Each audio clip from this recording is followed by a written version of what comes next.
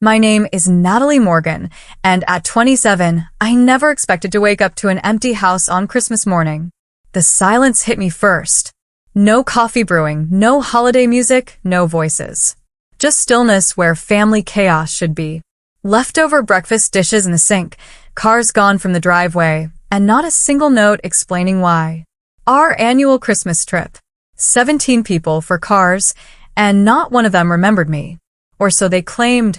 If you've ever felt invisible to the people who should see you most, let me know where you're watching from and subscribe for what happened next. Growing up in the Morgan family meant you were never alone, whether you wanted to be or not. My parents, Margaret and Thomas, had 3 children. My older sister Amanda, me in the middle, and my younger brother Kyle. Then there were the aunts, uncles, and cousins who might as well have lived with us considering how often they were around. Being the middle child was exactly like every stereotype you've heard. Amanda was the golden child, valedictorian, perfect in every way. Kyle was the baby, charming and spoiled. And me, I was just there. The reliable one. The one who remembered birthdays, organized gatherings, and kept the peace when family tensions flared. Our Christmas trips had been a tradition for 10 years. What started as a small getaway with just our immediate family grew into an extended family extravaganza. Aunts, uncles, cousins, and even some close family friends. Last year we had 16 people. This year would be 17 with the addition of my sister's fiancé. I was always the family helper. Need someone to research locations? Ask Natalie. Need accommodations booked? Natalie will handle it. Need someone to remember everyone's dietary restrictions, medication schedules, and entertainment preferences? That's what Natalie's for. Despite being overlooked, I cherished these trips.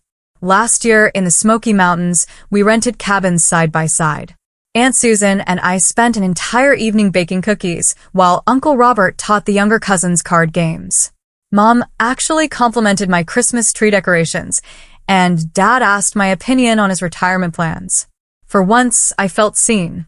But family dynamics shift like sand under the tide, and the past 6 months brought significant changes.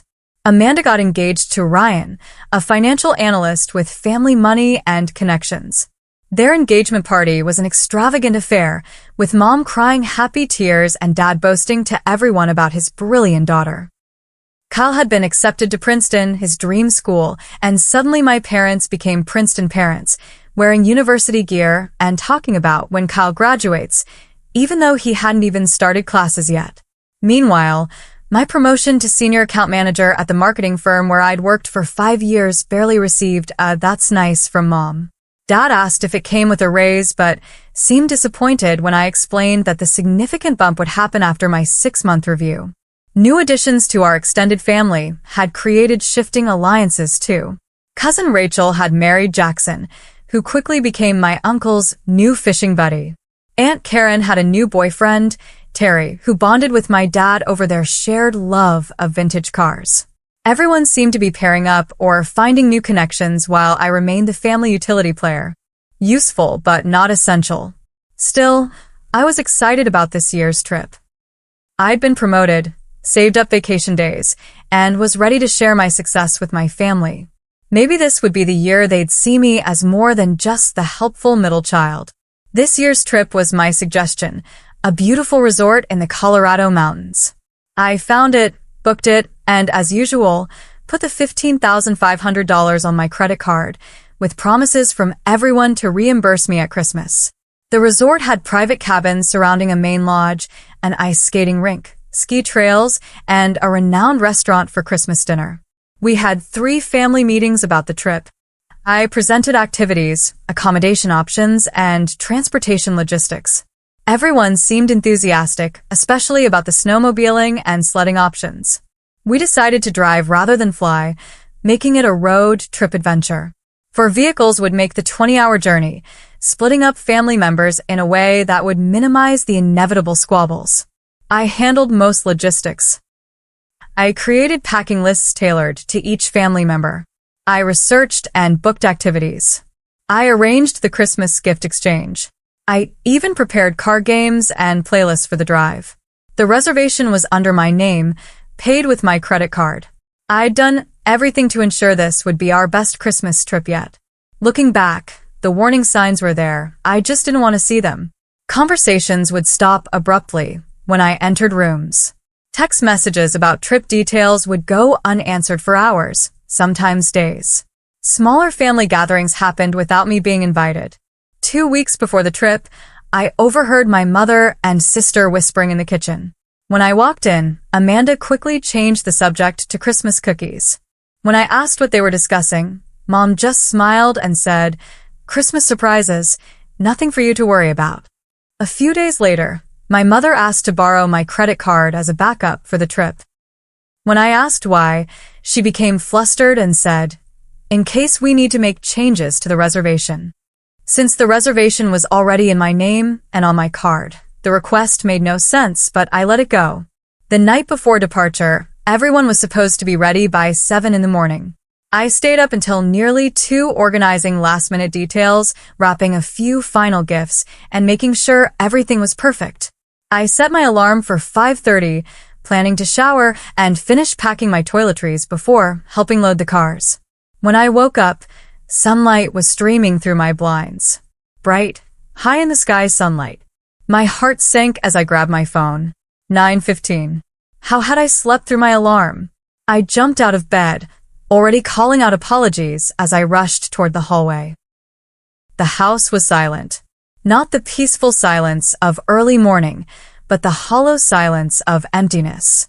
I called out again, louder this time, hearing my voice echo back to me. "Mom? Dad? Is anyone still here?" I checked my parents' room first. Bed made, nothing on the nightstands, closet door open with visible gaps where luggage had been. Amanda's room next. Same thing. Kyle's room looked like a tornado had hit it, but his Christmas backpack and gaming console were gone. All the signs of the whirlwind that was my brother preparing for a trip. With each empty room, my chest tightened a little more. I ran downstairs, checking the living room, dining room, kitchen. Christmas decorations still twinkled mockingly. In the kitchen, breakfast dishes were piled in the sink. They'd eaten before leaving. Together. Without waking me, I rushed to the front door and threw it open. The driveway where 4 cars should have been parked was empty except for my Honda. They were gone. All of them. I stood barefoot on the cold porch, breath forming clouds in the December air as the reality sank in. They'd left me behind. My hands trembled as I walked back inside, grabbing my phone from my bedroom. I scrolled through my notifications. Nothing from my family. No missed calls. No texts asking where I was or if I was okay. I called my mother's cell. It rang 4 times before she answered, her voice bright and cheerful. "Natalie. Good morning, sweetheart. Did you just wake up?" The background noise was unmistakable. Christmas music, multiple conversations, laughter. They were well on their way, probably hours into the drive already. "You left without me," I said, my voice smaller than I intended. A pause. "What?" "No, wait. Aren't you in the van with your cousins?" My throat tightened. "No, Mom. I'm at home. Alone. I overslept, and you all left without me." Another pause, longer this time. I heard her muffled voice as she presumably covered the phone to speak to someone else.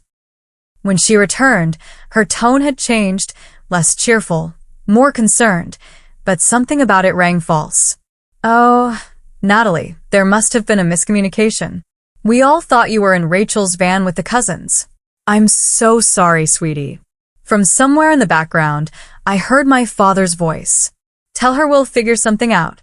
"Did anyone check if I was in the van?" I asked, fighting to keep my voice steady. "Did anyone look for me before you left?" "Well, it was hectic. You know how mornings like this are. Everyone was rushing around. I guess we just assumed." "You assumed," I repeated flatly. 17 people, and not one of you noticed I wasn't there. Not during breakfast. Not during loading the cars. Not during the head count I specifically suggested we do before leaving. "Natalie, don't be like that. It was an honest mistake. We'll figure something out. Maybe you can catch a flight and meet us there?" "I have to go now. The reception is getting spotty." I'll call you back in a bit, okay? The call ended before I could respond. I stood in my pajamas in the middle of the kitchen, phone in hand, staring at nothing. They'd left without me. And from the sound of it, they'd been on the road for hours before I even woke up. I tried to be rational. Maybe it was an honest mistake. Mornings like that are chaotic. Maybe everyone really did think I was in one of the other vehicles. I sat down at the kitchen table and opened my laptop, searching for flights to Colorado. The prices for last-minute Christmas travel made me wince, but if this was truly a misunderstanding, I could make it work. While searching for flights, I called my Aunt Patricia, who had opted out of the trip this year due to a hip replacement. Aunt Pat, it's Natalie. Sorry to bother you, but something strange happened. I explained the situation, hoping for sympathy or at least surprise. Instead, there was an uncomfortable pause. "Oh, sweetie," she finally said, her voice gentle but awkward. "I'm sure it was just confusion in all the excitement. Did you talk to Mom this morning? Or Amanda?" Another pause. Rachel called to say they were on the road. She mentioned everyone was having a good time. Did she mention me at all? Not specifically, no. Aunt Pat, do you know something you're not telling me? Her sigh was heavy. Natalie, I don't want to get in the middle of family matters. I'm sure whatever happened, it's all a misunderstanding. Why don't you call your mother again? The conversation left me with a sinking feeling. I opened Instagram and saw Amanda had already posted photos from the road trip. Group selfies in the car. A breakfast stop at a diner. Everyone smiling, laughing, enjoying the beginning of our family Christmas trip. Without me. I scrolled through the comments. Cousin Rachel, best Christmas trip ever starting off right. Kyle, road trip vibes. Mom, so blessed to have almost. Everyone together. They almost struck me like a slap. She knew I wasn't there. It wasn't a mistake. I switched to Facebook and saw similar posts from other family members. Then I noticed something else. Several comments referenced messages from a group chat I wasn't part of. Just like we planned. Operation Road trip is a go. I searched my phone for a group chat about the trip, but found nothing. They had created a separate conversation without me. The pieces were starting to form a disturbing picture, but I still couldn't bring myself to believe what it suggested. I spent the next 2 hours alternating between checking flights, calling family members who didn't answer, and fighting back tears of confusion and hurt. My mother hadn't called back as promised. Then my phone pinged with a text from Amanda. I opened it to find a screenshot of a conversation. The screenshot showed several messages, but one was highlighted. He's really not here? OMG, our plan worked. Mom kept asking if we should wait, but I told her he was probably still sleeping. Got to admit, I feel a little bad, but after last year's drama, we deserve a peaceful Christmas. Below the screenshot, Amanda had typed, "Oops, wrong person. Ignore that." I stared at the message, my mind struggling to process what I was seeing. He's not here. He, not she. They didn't even see me as a person, just a problem to be solved. And our plan worked. Left no room for misinterpretation. This wasn't an accident. They had planned to leave without me. I replied with just 2 words. Merry Christmas. Then I put my phone down and let the tears I'd been fighting finally fall. 2 hours passed while I sat in stunned silence. Amanda's screenshot burned into my memory. He's really not here?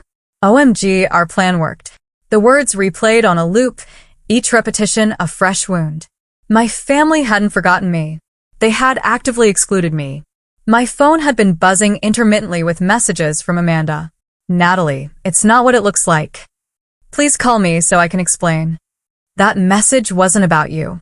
You're taking this the wrong way. I ignored them all. Instead, I opened my laptop and logged into our family's shared cloud storage. We used it for photos and documents, but also backed up conversations from various devices. Amanda was particularly bad about this, always selecting back up everything whenever prompted, without considering what might be included. In the folder with her name, I found backup files of her text messages from the past month. I hesitated only briefly before opening them. What I found confirmed my worst fears, and then some. A series of conversations between Amanda and various family members about the Natalie situation. Plans to create a separate group chat without me. Discussions about how to ensure I wouldn't be included on the trip. From Amanda to Mom, 3 weeks ago. Do we really have to bring Natalie? Last year she ruined Christmas with all her drama. Mom's reply, she did book everything. And it's on her credit card. Amanda, so we let her book it and then figure out a way to leave without her. Win-win. Another conversation, this time with Kyle. Mom's worried about leaving Natalie behind. Kyle's response, just leave before she wakes up. She sleeps like the dead, anyway. By the time she realizes we're gone, we'll be halfway to Colorado. The most hurtful was a group text where they had actually voted on whether to include me. The final tally, 3 for bringing me, 12 against, with 2 abstentions. My own parents had voted against me. Mom had initially defended me. She is family. And she did arrange everything. But she'd quickly given in to the group pressure. I suppose you're right.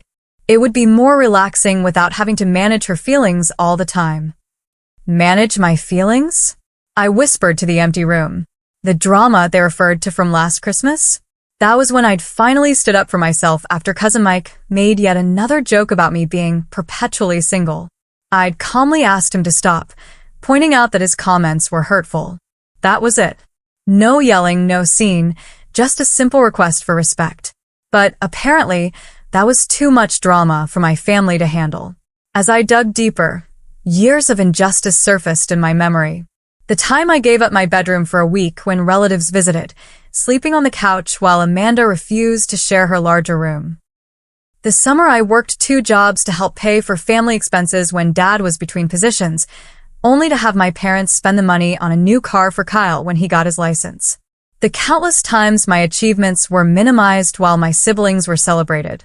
I remembered how last Christmas, I'd offered to help Mom in the kitchen and she'd snapped at me that I was doing it wrong, only to praise Amanda's identical technique minutes later. How Dad had interrupted me mid-sentence during the gift exchange to point out something Kyle was doing. How Aunt Susan had accidentally left me out of the family photo and no one had noticed until I mentioned it. I'd always been the family scapegoat, but until now, I'd never realized how deliberate it was. I'd given them the benefit of the doubt, made excuses for their behavior, rationalized that families are complicated and no one is perfect. I thought about the financial sacrifices I'd made for them. When my parents struggled with mortgage payments 3 years ago, I'd given them $8,000 for my savings, money I'd been putting aside for a down payment on my own place. That loan was never repaid. When Kyle needed a laptop for school, I bought it. When Amanda's car needed repairs, I covered them. And this trip, the $15,500 booking that I had placed on my credit card. Every year I handled the booking, and every year the family promised to reimburse me at Christmas. Sometimes they did, partially. More often, excuses were made about tight budgets and promises of paying me back soon that never materialized. I tried calling different family members. My father's phone went straight to voicemail. Kyle texted that he was in the middle of something and would call later. Aunt Susan read my message, but didn't respond. Uncle Robert's phone rang and rang with no answer. Finally, Cousin Rachel picked up. Natalie, hey, what's up? Rachel, I need you to be honest with me. Did everyone intentionally leave without me this morning? A long pause. I don't know what you're talking about. Please don't lie to me. Not you too. She sighed. Look, it wasn't my idea, okay? Amanda and Kyle organized the whole thing. They said you're always complaining and making everything difficult. They convinced everyone it would be more fun without you. And you went along with it? What was I supposed to do? It was majority rule. You could have stood up for me. You could have at least warned me. And risk being excluded too? I'm sorry, Natalie. That's just how family dynamics work sometimes. I hung up without saying goodbye. Then I went to my childhood bedroom, closed the door, and broke down completely. Years of being overlooked, dismissed, and taken for granted crashed over me like a tidal wave. I curled up on my bed and sobbed until my throat was raw and my eyes burned. As the December afternoon darkened into evening, I cycled through shock, denial, and bargaining. Maybe if I apologized for whatever perceived wrongs I'd committed, they'd welcome me. Maybe if I offered to stay in a separate cabin and give them space, they'd let me come. Maybe if I tried harder to be what they wanted, they'd finally accept me. But as night fell, those thoughts gave way to anger. White-hot, clarifying anger that burned away the fog of self-doubt I'd lived in for so long. After hours of crying, I felt strangely calm, empty but clear-headed. I called Rachel back. "I need the complete truth," I said when she answered. "No sugarcoating, no protecting anyone's feelings. What exactly did they say about me?" Rachel hesitated, then sighed. "They said you're too sensitive, that you make everything about yourself, that you're controlling about the trip details, and it's exhausting. Amanda said holidays would be more relaxing without you there questioning everything and getting your feelings hurt. And my parents? What did they say? Your mom tried to defend you at first, but Amanda kept bringing up last Christmas, calling it the incident. Eventually your mom agreed it might be easier without you. Your dad just went along with whatever your mom decided. And the plan was what, exactly? To leave before you woke up. Tell you it was a mistake if you called. Claim they thought you were in another car. By the time you figured it out, we'd be too far away for you to join us. The confirmation hit like a physical blow, but I remained calm. Thank you for being honest. Natalie, I'm sorry. I should have said something. Yes, you should have, I replied, then ended the call. I sat on the edge of my bed, letting the full weight of my family's betrayal sink in. Not just today, but years of it. Years of being the responsible one, the reliable one, the one who gave and gave while receiving so little in return. Years of telling myself it was normal, that family relationships are complicated, that love isn't always expressed in obvious ways. But this wasn't love. This was exploitation. This was emotional abuse. This was a family that had decided I was worth less than the others, that my feelings didn't matter, that I could be discarded when inconvenient. Enough, I whispered to my empty room. Enough. I moved to my desk and opened my laptop again. I navigated to the resort's website and logged into my account. There it was, the reservation in my name. $15,500 for the premium Christmas package. 6 cabins around a central lodge, all activities included, special Christmas dinner and events, the works. I'd been saving for this trip all year. The family was supposed to reimburse me their shares when we exchanged gifts on Christmas Eve, as was our tradition. But another dive into Amanda's backed-up messages revealed they had no intention of doing so. Natalie won't cancel the reservation even if she finds out, Kyle had written. She cares too much about what everyone thinks. She'll probably book a flight out and pretend everything's fine. And we still get our free Christmas vacation, Amanda had replied, adding a laughing emoji. I stared at those messages for a long time. Then I picked up my phone and texted Amanda a single reply to her earlier frantic messages. Merry Christmas. Let them think everything was fine. Let them think I was hurt but accepting it. Let them think I was predictable, reliable Natalie who would never rock the boat. I sat at my desk and made a list. Every time I'd covered expenses for family members. Every loan never repaid. Every sacrifice I'd made. Every time I'd been overlooked, dismissed, or taken for granted. The list ran to 3 pages, single-spaced. Then I made a second list. Things I wanted. Respect. Appreciation. Reciprocity. Honesty. The simple dignity of being treated as a full and equal member of the family. I called my therapist, Dr. Michelle, who I'd been seeing for the past year to work on my people-pleasing tendencies and boundary issues, as she called them. She answered despite it being after hours on Christmas Eve. Natalie, what's happened? I explained the situation, my voice surprisingly steady. When I finished, there was a moment of silence. What you're describing is a profound betrayal, she finally said. Your reaction is not only justified, it's healthy. The anger you're feeling is appropriate. The question is, what do you want to do with it? I want to stop being a doormat.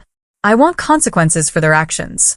I want them to understand they can't treat me this way anymore. Those are all valid desires. What specific actions are you considering? I told her my plan, the two-part response I was formulating. She listened without interruption.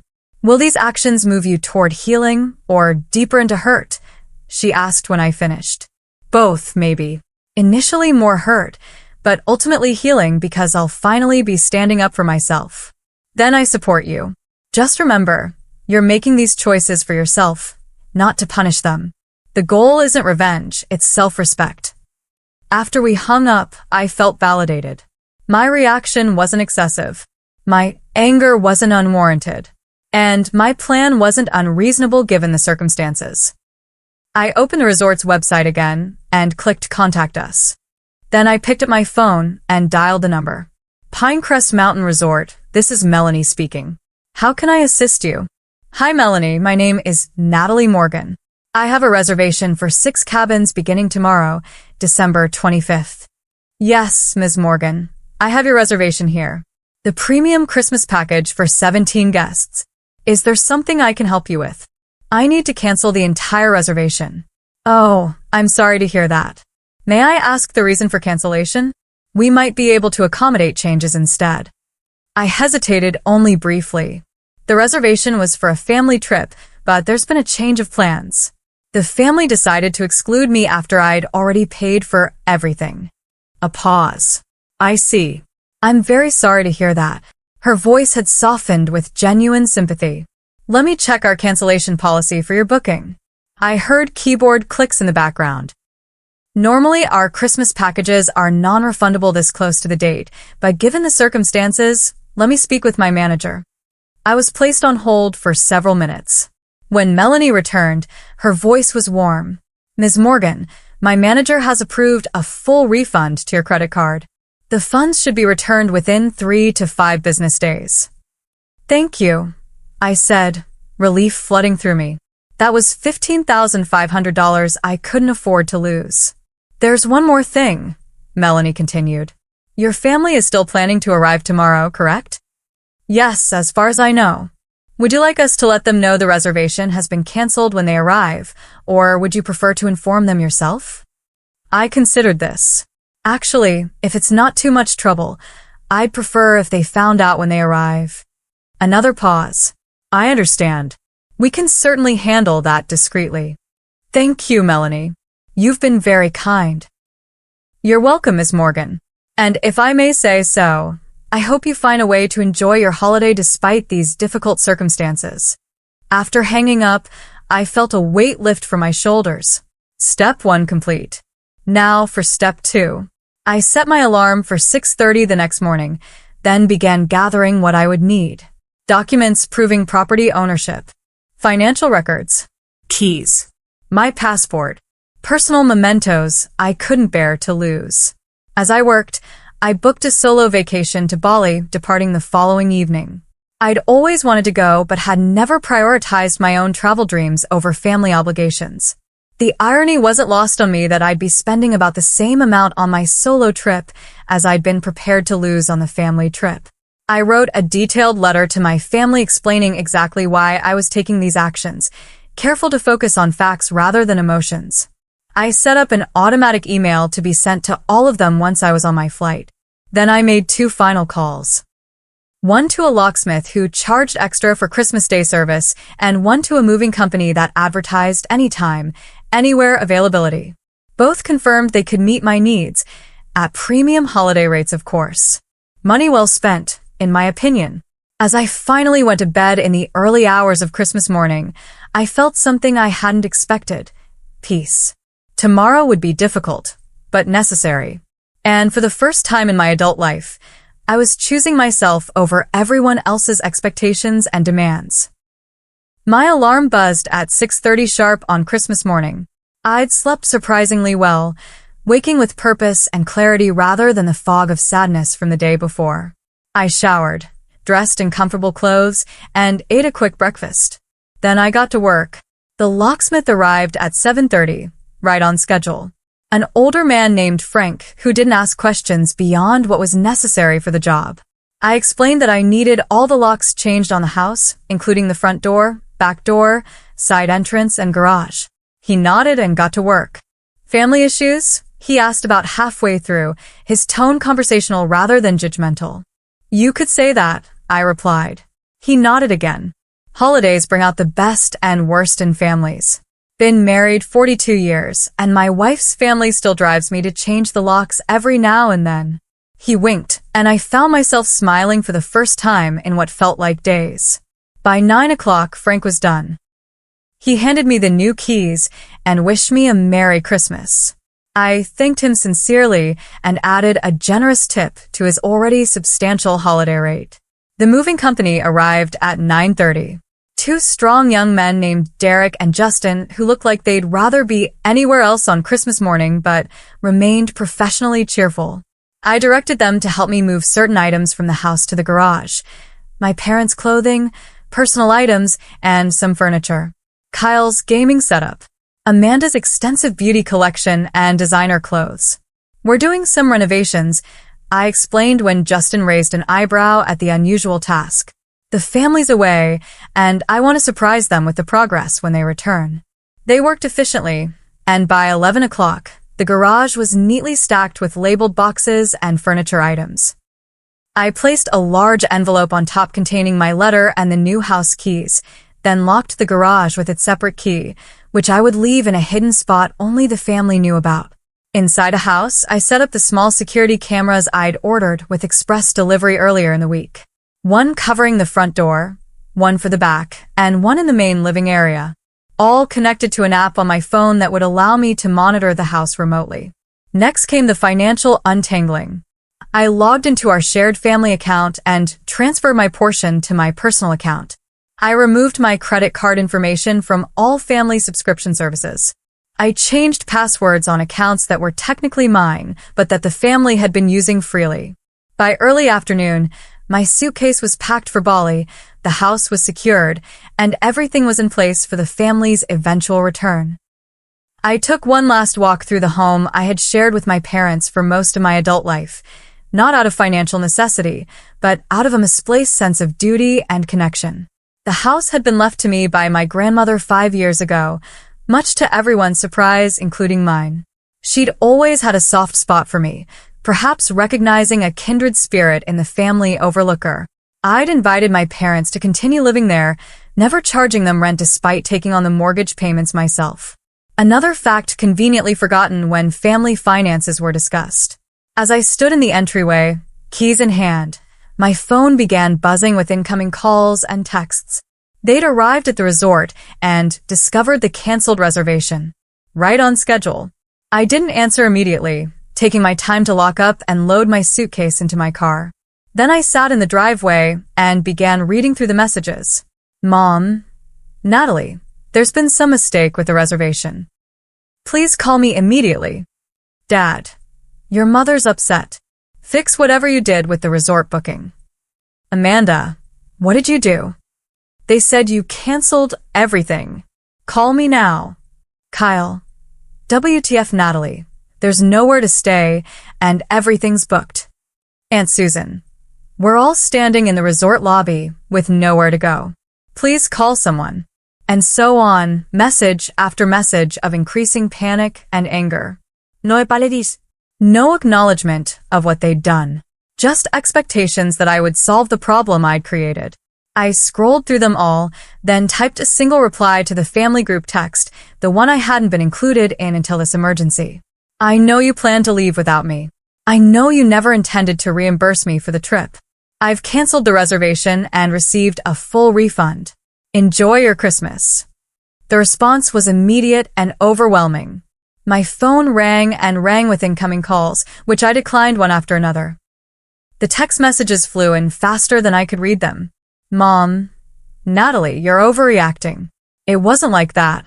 Dad, this is completely unacceptable behavior. Amanda, I can't believe you'd ruin Christmas for everyone over a stupid misunderstanding. Aunt Karen, we're stranded in Colorado with nowhere to stay. How could you be so selfish? I let them rant, watching the messages accumulate without responding further. Let them feel a fraction of the helplessness and exclusion I'd felt. Let them understand that actions have consequences. After about 20 minutes, the tone began to shift. Mom, Natalie, please. We're sorry if you felt excluded. We can talk about this. Dad, your mother's crying. At least tell us what you expect us to do now. Amanda, okay, fine, we shouldn't have left without you, but this is extreme. Where are we supposed to go? I texted back one more time. I'm sure you'll figure something out. You're all so resourceful when it comes to planning things without me. Then I silenced my phone, started my car, and drove to the airport for my flight to Bali, feeling lighter with each mile that separated me from the family that had taken me for granted for the last time. The aftermath unfolded largely while I was in Bali, where I spent a peaceful week reconnecting with myself and considering what I wanted my life to look like going forward. I kept my phone on Do Not Disturb mode, checking it only once a day to ensure there were no true emergencies and to monitor the security cameras at the house. What I saw through those cameras and in the accumulated messages painted a picture of chaos and desperation. According to cousin Rachel, who sent me private messages that seemed genuinely remorseful, the scene at the resort had been apocalyptic. With no reservation and no available accommodations during the Christmas holiday, the family had been forced to split up. Some drove to the nearest larger town to find hotel rooms at exorbitant last-minute rates. Others crammed into the one small cabin that Uncle Robert managed to secure through a business connection. The Christmas dinner they'd been looking forward to was replaced by takeout pizza eaten in cramped quarters. The group chat I could now see exploded with blame and recriminations. Amanda and Kyle initially tried to maintain that I had misunderstood their intentions, but as the discomfort and financial reality set in, the truth emerged. Fine, we plan to leave without her, Amanda finally admitted. But she's always so controlling about these trips, always making everything about her feelings. We just wanted one Christmas without walking on eggshells. My mother, surprisingly, defended me. She paid for everything, Amanda. She's been paying for these trips for years, and we've barely reimbursed her. What did you expect her to do when she found out? Not ruin Christmas for everyone. Amanda shot back. I think we ruined it first, Kyle wrote, showing unexpected insight. For her, at least. The family tried calling me hundreds of times over those days. I didn't answer. Their messages evolved from angry to pleading to bargaining. They cut their trip short, heading home after just 2 days of holiday misery. On December 27th, my security cameras showed them arriving at the house, luggage and all, only to discover they couldn't get in. I watched as my father tried his key repeatedly, as my mother peered through windows, as Amanda paced the front lawn making animated phone calls. Eventually, someone thought to check the garage, finding my note and the new keys. I observed them reading my letter together, faces falling as they absorbed the detailed account of how they had treated me over the years, culminating in the Christmas abandonment. I'd made it clear in the letter. This was my house, left to me by grandmother. I'd allowed them to live there rent-free while I covered the mortgage. That arrangement was now over. They could stay temporarily while making other living arrangements, but I would be charging market rate rent beginning February 1st. When I finally returned from Bali on January 3rd, refreshed and resolute, I was prepared for the confrontation that awaited me. I pulled into the driveway, noticing all their cars were present. They'd known I was coming home today. The rent conditions I'd outlined required us to meet. They were waiting in the living room, a tableau of familiar faces wearing unfamiliar expressions, uncertainty, anxiety, even fear. Not emotions my family typically directed at me. Natalie, my mother began, rising from the couch. We need to talk about what you've done. No, I said calmly, remaining standing just inside the doorway. We need to talk about what you've all done. For years. This is ridiculous, Amanda interjected. So, we left without you on a trip. It was immature, fine. But changing the locks? Threatening to evict your own family? Who does that? Someone who's finally had enough, I replied. Someone who's tired of being exploited and taken for granted. Someone who's setting boundaries that should have been set long ago. Exploited, my father scoffed. That's a bit dramatic, don't you think? I pulled out my phone and played a recording I'd made before leaving, a compilation of their messages planning to exclude me while still expecting me to foot the bill for their Christmas vacation. Their faces changed as they listened to their own voices discussing me as a problem to be managed, a resource to be used, rather than a family member to be respected. When the recording ended, the room was silent. Then, surprisingly, it was Ryan, Amanda's fiancé, who spoke first.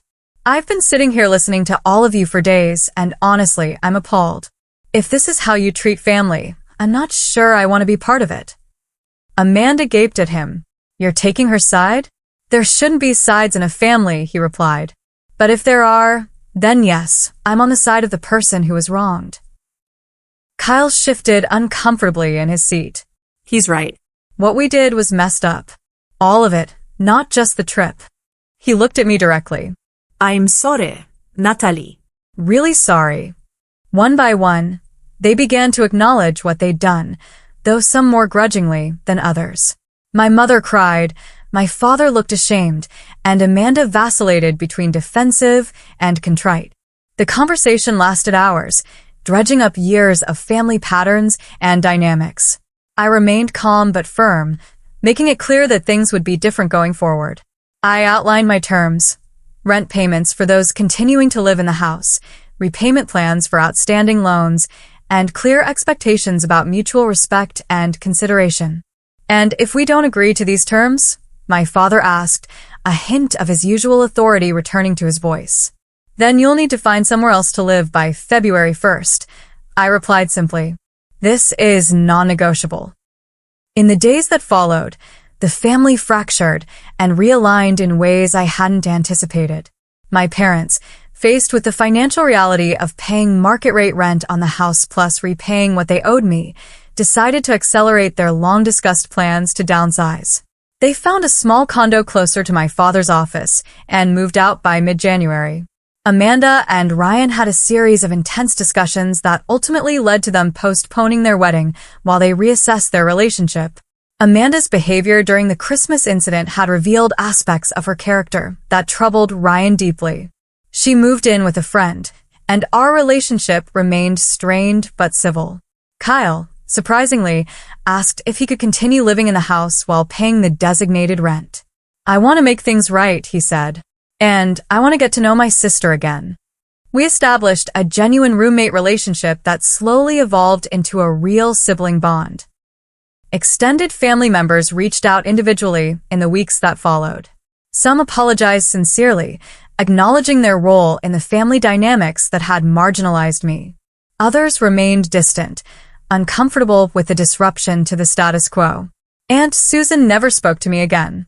Uncle Robert sent a heartfelt letter of apology and a check covering what he estimated he'd cost me over the years. Cousin Rachel and I began meeting for coffee regularly, rebuilding our relationship on more equal footing. My parents struggled to adjust to the new reality, but made genuine efforts. My mother called weekly, careful to ask about my life and interests rather than just talking about herself. My father sent awkward but sincere text messages checking in on me. Small steps but meaningful ones. The most surprising outcome was with Amanda. After 3 months of minimal contact, she asked to meet. Over dinner at a neutral restaurant, she admitted that the incident had forced her to confront some uncomfortable truths about herself. "I was jealous of you," she confessed. "You've always been the capable one, the one with everything together. I felt like I had to compete, to prove I was better somehow. It was easier to push you away than to admit I admired you." I didn't know if I believed her entirely, but I appreciated the effort. "We have a lot of history to work through," I told her. "It won't happen overnight." "I know," she nodded, "but I'd like to try, if you're willing." Family therapy became part of our journey forward.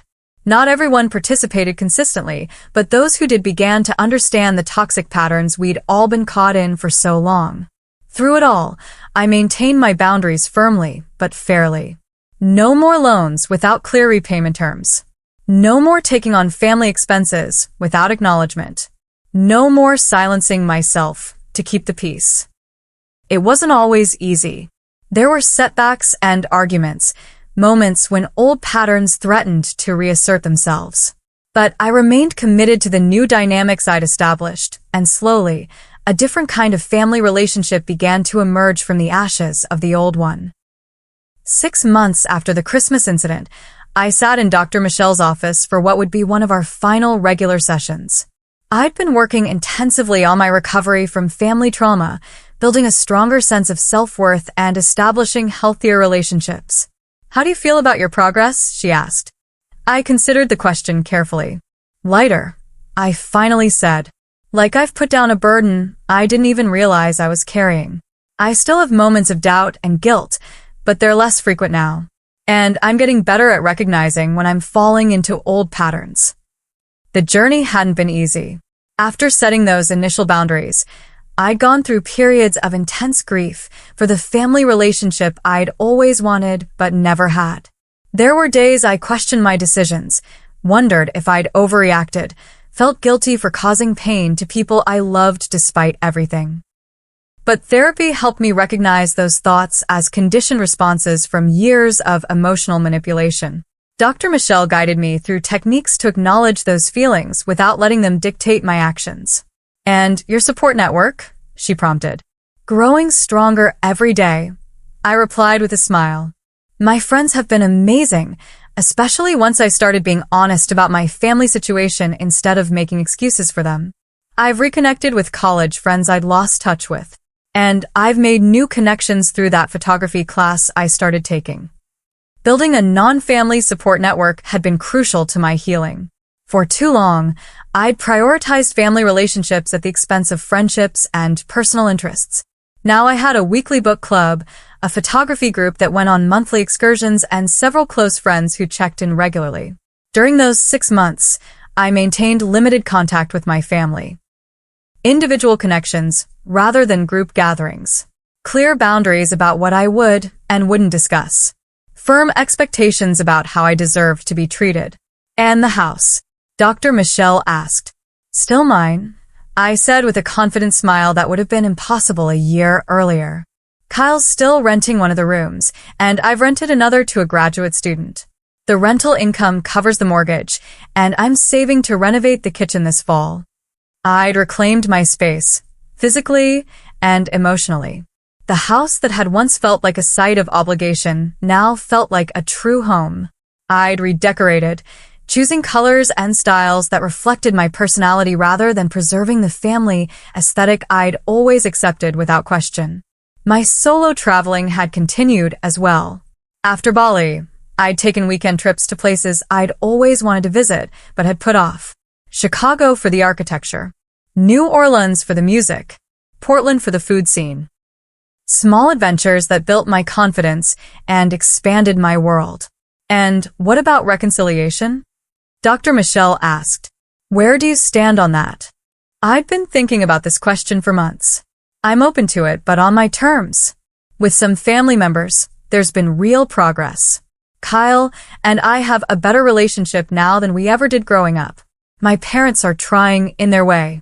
Others, like Amanda, it's more complicated. And with some, like Aunt Susan, I've accepted that reconciliation may never happen. That sounds like a healthy approach, Dr. Michelle nodded. Reconciliation doesn't mean returning to old patterns. It means creating new, healthier relationships where possible and accepting when it's not. As summer turned to fall, I decided it was time to test the waters of a family gathering. I invited select family members to a small dinner party at my house. Not everyone, just those who had shown genuine remorse and made real efforts to change. My parents, Kyle, cousin Rachel and her husband, Uncle Robert, and after some deliberation, Amanda. I set clear expectations in the invitation. This was a fresh start, an opportunity to build something new. Past grievances wouldn't be discussed at the dinner table. Anyone uncomfortable with these terms was welcome to decline. To my surprise and cautious delight, everyone accepted. The dinner wasn't perfect by any means. There were awkward moments, old tensions that bubbled up briefly before being redirected. But there were also genuine conversations, authentic interest in each other's lives, and moments of connection that felt new and promising. My mother brought a photo album I'd never seen before, filled with pictures of me growing up. I realized we don't celebrate you enough, she said quietly as we looked through it together. I want to do better. My father helped me grill in the backyard, asking about my work with interest that seemed sincere rather than perfunctory. Kyle proudly showed off the kitchen shelves he'd installed, his way of contributing to the home we now shared. Amanda brought a peace offering, a framed photo of us as children, arms around each other, smiling without complexity or competition. I found this while packing, she said. I'd forgotten we used to be friends. After dinner, as we sat in the living room with coffee and dessert, my father raised his cup in a toast. To Natalie, he said, for having the courage to demand better from all of us. We didn't deserve a second chance, but we're grateful for it. The acknowledgement brought unexpected tears to my eyes, not from lingering pain, but from the recognition that true healing was possible, even if the relationship would never be what I'd once hoped for. That Christmas was different from any other in my memory. Smaller, more intimate, held at a neutral location rather than the family home. Everyone contributed equally to the expenses and preparations. There were no dramatic exclusions, no manipulation, no taking anyone for granted. We exchanged thoughtful, personal gifts rather than expensive displays. We shared memories, both difficult and fond, with new honesty. We acknowledged the journey we'd been on and the work still to be done. Not everyone from the original group was there. Some relationships had proven too damaged to repair, at least for now. Aunt Susan sent a card, but declined the invitation. Some cousins chose to celebrate elsewhere. But those who came seemed genuinely committed to creating something healthier than what had existed before. As I drove home that evening, I reflected on the journey from last Christmas to this one. From the devastating discovery of intentional exclusion to the careful reconstruction of relationships worth saving. From being the family doormat to a woman with boundaries, self-respect, and the courage to demand better. The deepest lesson I'd learned wasn't about family dynamics or even about standing up for myself, though those were important. It was about the difference between love that diminishes and love that enhances. Between relationships that drain your spirit and those that fill it. Between accepting scraps of affection and requiring genuine respect. Sometimes love requires distance. Sometimes healing means letting go. Sometimes the family you need isn't the one you were born into, but the one you build around you, person by person, connection by connection. I don't regret what I did that Christmas morning when I canceled the reservation and changed the locks. It was the most difficult decision I'd ever made, but also the most necessary. It wasn't about revenge, but about finally valuing myself enough to require better treatment. Some might call it extreme. I call it the first day of a new life. A life where I matter, where my feelings count, where love is demonstrated through actions, not just claimed in words. If you're watching this and recognize yourself in my story, please know you're not alone. Family relationships are complex, but they should never come at the cost of your self-worth. Setting boundaries isn't selfish, it's essential. And sometimes the bravest thing you can do is walk away from what hurts you, especially when it's family. Have you ever had to set difficult boundaries with loved ones? What was your turning point? Share your experience in the comments below. If this story resonated with you, please subscribe for more authentic conversations about family dynamics and personal growth. Your support helps this channel reach others who might need to hear they're not alone. Thank you for listening, and remember, you deserve to be valued, respected, and truly seen.